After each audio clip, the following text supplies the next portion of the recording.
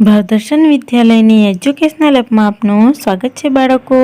આપણા ધોરણ 4 વિષય હિન્દીમાં પ્રકરણ 8 ચતુર ચૂહા વિશે આગલા વિડીયોમાં માહિતી મેળવી। તો આજે આપણે સ્વાધ્યાય પોથીમાં લેખન કરીશું અને પ્રશ્નોના જવાબની માહિતી મેળવીશું। બાળકો, આપણે હિન્દીની સ્વાધ્યાય પોથીમાં પાના નંબર 6 ને મીંડે 60 ખોલીશું। અહીં આપણું પ્રકરણ 8 ચતુર ચૂહા આપ્યું છે। તો આજે આપણે સ્વાધ્યાય પોથીમાં લેખન કરીશું। तो प्रश्न 1 में कोष्टक से उचित शब्द चुनकर खाली जगह में लिखिए। पहला, चूहे को रास्ते में कपड़े का एक खाली जगह मिला, तो आवशे અહીં टुकड़ा। ત્યારબાદ બીજું, चूहे ने खाली जगह की एक दुकान देखी, तो અહીં આવશે चूहे ने दर्जी की एक दुकान देखी। ત્યારબાદ ત્રીજું, चूहे को टोपी पर खाली जगह कढ़ाने की इच्छा हुई, तो चूहे को टोपी पर कसीदा कढ़ाने की इच्छा हुई। चौथी खाली जगह ने चूहे की ओर देखा, कसीदेकार ने चूहे की ओर देखा। ત્યારબાદ પાંચમું, उसने चूहे को खाली जगह जाने से रोका, तो અહીં कचहरी आवशे। उसने चूहे को कचहरी में जाने से रोका। ત્યારબાદ પ્રશ્ન 2, ऊंची आवाज में पढ़िए और लिखिए। तो આ તમારે બધા શબ્દો વાંચવાના છે અને તમારે અહીં લખવાના છે। ત્યારબાદ હવે પ્રશ્ન 3, सही वाक्यांश चुनकर पूरा वाक्य लिखिए। चूहा दर्जी के पास गया क्योंकि उसने शिकायत करनी थी, ब उसे कुर्ता सिलाना था, क उसे टोपी सिलानी थी। तो साचो जवाब क आवशे। तो અહીં ક એવું કરીને ઉસે ટોપી સિલાની थी એવું લખવું। ત્યારબાદ અહીં ફરીથી ચૂહા દરજી કે પાસ ગયા ક્યોંકि ઉસે ટોપી સિલાની थी એવું વાક્ય ફરીથી લખવું। ત્યારબાદ બીજો વિકલ્પ, दर्जी ने चूहे की टोपी सी दी क्योंकि अ वह चूहे से डर गया था, ब उस दिन उसे फुर्सत थी, क वह चूहे का दोस्त था। तो जवाब आवशे अ वह चूहे से डर गया था। तो અહીં અ કરીને આ જવાબ લખો। ત્યારબાદ ફરીથી અહીં નીચે તીર મારીને દરજીને ચૂહે की टोपी सी दी क्योंकि वह चूहे से डर गया था એવું લખવું। ત્યારબાદ હવે પાના નંબર આપણે 6 खोलिए। तो અહીં ત્રીજી विकल्प, चूहा खुश हो गया क्योंकि रास्ते में उसे एक टोपी मिल गई थी, ब दर्जी ने उसकी बात मान ली थी, क उसकी टोपी का कसीदा काट दिया गया था। तो जवाब आवशे क। तो અહીં ક કરીને તમારે જવાબ લખો। ત્યારબાદ નીચે ફરીથી તીર મારીને લખવું, चूहा खुश हो गया क्योंकि उसकी टोपी पर कसीदा काट दिया गया था। હવે प्रश्न 4, सही विधान के सामने सही और गलत विधान के सामने गलत का चिन्ह कीजिए। दर्जी ने खुशी खुशी चूहे की टोपी सी दी, तो ये गलत है, तो ही गलत का चिन्ह। ત્યારબાદ દરજી ચૂહે से डर गया, तो આ સાચું વિધાન છે, તો અહીં ખરાની નિશાની। ત્રીજું, કસીદેકારને ચૂહે को ધમકાયા, તો અહીં પણ ખરાની નિશાની આવશે।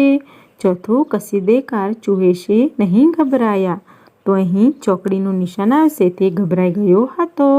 કસીદેકારને ચૂહે को કચેરી में जाने से रोका, તો આ પણ સાચું વિધાન છે, તો અહીં ખરું આવશે। ત્યારબાદ છઠ્ઠું, टोपी पर कसीदा देकर चूहा बहुत खुश हुआ, आ पण साचुं विधान छे। ત્યારબાદ હવે प्रश्न 5, नीचे दिए हुए वाक्य किसने कहे हैं? कोष्टक से सही शब्द को रेखांकित कीजिए। इस कपड़े से टोपी सी दे, आ वाक्य चूहा बोले छे, तो અહીં चूहा नीचे લીટી કરવી। ત્યારબાદ वरना कैंची उठाकर मारूंगा, હવે કેંચી શબ્દ આવ્યો એટલે દરજી જ આવે, તો અહીં દરજી નીચે લીટી કરીએ। અરે તું મુझे डरा रहा है, આ વાક્ય ચૂહા બોલે છે, તો અહીં ચૂહા નીચે લીટી કરીએ। चल चल यहाँ किसे फुर्सत है, હવે ફુરસત શબ્દ આવે એટલે આ કસીદેકાર બોલે છે, તો અહીં એની નીચે લીટી કરી દઈએ। और तमाशा देखूंगा, આ વાક્ય ચૂહા બોલે છે। ત્યારબાદ છઠ્ઠું, अच्छा तो तू भी मुझे भगा रहा है, આ વાક્ય ચૂહા બોલે છે, તો એની નીચે આપણે લીટી કરીએ। આવી રીતના સાચા જવાબની નીચે તમારે લીટી કરવાની છે। હવે प्रश्न 6 આવ્યા। निम्नलिखित प्रश्नों के उत्तर एक वाक्य में लिखिए। चूहे को रास्ते में क्या मिला? चूहे को रास्ते में कपड़े का एक टुकड़ा मिला। चूहा किसके पास जा रहा था? चूहा दर्जी के पास जा रहा था। चूहे ने दर्जी से क्या कहा? चूहे ने दर्जी से कहा, इस कपड़े की टोपी सी दे। चौथो, दर्जी ने चूहे से क्या कहा? दर्जी ने चूहे से कहा, चल रास्ता ना वरना कैंची उठाकर मारूंगा। हवे पांचमो सवाल, चूहे ने किसे बुलाने की धमकी दी? चूहे ने सिपाही को बुलाने की धमकी दी। ત્યારબાદ હવે પાના નંબર આપણે 6 બગડ 62 ખોલીશું।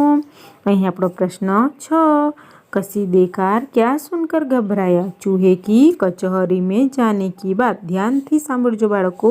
અહીં તમારે चूहे की कचहरी में जाने की बात सुनकर कसीदेकार घबराया એ પ્રમાણે અહીં જવાબ લખવાનો રહેશે। ત્યારબાદ 7મો પ્રશ્ન, कसीदेकार क्या करता है? कसीदेकार कसीदा काटता है। ત્યારબાદ 8મો પ્રશ્न, चूहा कब खुश हुआ? टोपी पर कढ़ा हुआ कसीदा देखकर। टोपी पर कढ़ा हुआ कसीदा देखकर चूहा खुश हुआ। ત્યારબાદ હવે પ્રશ્न 7। प्रश्न 7, निम्नलिखित शब्दों के वाक्य लिखिए। तो पहलो छे चूहा। चूहा बिल में रहता है। ત્યારબાદ બીજો, दुकान परथी वाक्य। दर्जी ने अपनी दुकान खोली।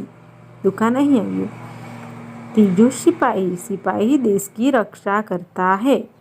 ત્યારબાદ दर्जी। दर्जी कपड़े सीता है। પાંચમું, कसीदेकार। कसीदेकार कसीदा काढ़ता है। આવી રીતના આના વાક્યો બનાવવાના છે। આ પ્રશ્ન તમારે પાઠ્યપુસ્તકમાં પણ લખવાનો રહેશે। ત્યારબાદ હવે પ્રશ્ન 8 આવ્યા। સમજીએ और लिखिए। અહીં કસીદા તો કસીદેકાર છે, તો નીચે ગીત છે તો આવશે ગીતકાર। અહીં કાર પ્રત્યય લગાવવાનો છે। ત્યારબાદ શિલ્પ તો શિલ્પકાર, चित्र तो चित्रकार, मूर्ति तो मूर्तिकार। હવે પ્રશ્ન 9, સમજીએ और लिखिए। मारना तो मारूंगा। અહીં ऊँगा એ પ્રત્યય લગાવવાનો છે। करना करूँगा, देखना देखूँगा, जाना जाऊँगा, बुलाना बुलाऊँगा એવું આવશે। હવે પ્રશ્ન 10માં આ વાંચીને સુંદર અક્ષરે ફરી તમારે અહીં લખવાનું છે। હવે પ્રશ્ન 11 આવ્યા। चूहा अगर इनकी दुकानों पर जाता तो क्या कहता? हवे उंदर जो आ बीजी दुकानों ही कपड़ेवाला, प्रेसवाला और कलफवाला एमनी पासे जाते तो शू कहते ते आपण अनुमान लगावी नहीं लखवानुं छे। तो कपड़े धोने वाला तो उंदर कहते कपड़ा धोने को कहता। उंदर कहता कि तू इस टोपी को धो दो अथवा इस कपड़े को धो दो।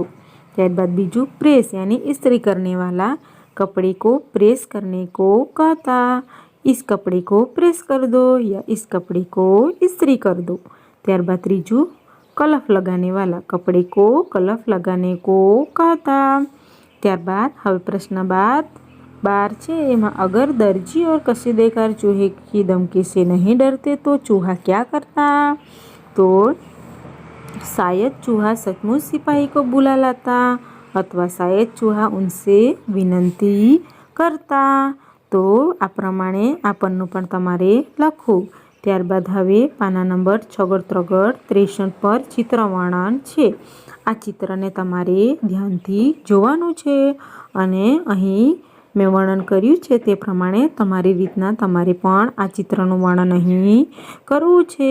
તો અહીં મેં લખ્યું છે, यह एक पाठशाला का दृश्य है। यह पाठशाला कई सारे कमरों वाली है। पाठशाला के सामने एक रास्ता है। पाठशाला के आंगन में बगीचा है। बगीचे में पेड़, झूला, फिसलन पट्टी है। बगीचे में बच्चे खेल रहे हैं। यह एक सुंदर पाठशाला है। आ प्रमाणे तमे तमारी रीतना અહીં વાક્યો લખી શકો। તો બાળકો આજે તમારી હિન્દીની સ્વાધ્યાય પોથીમાં પાના નંબર 60, 61, 62 અને 63 પર લખવાનું છે.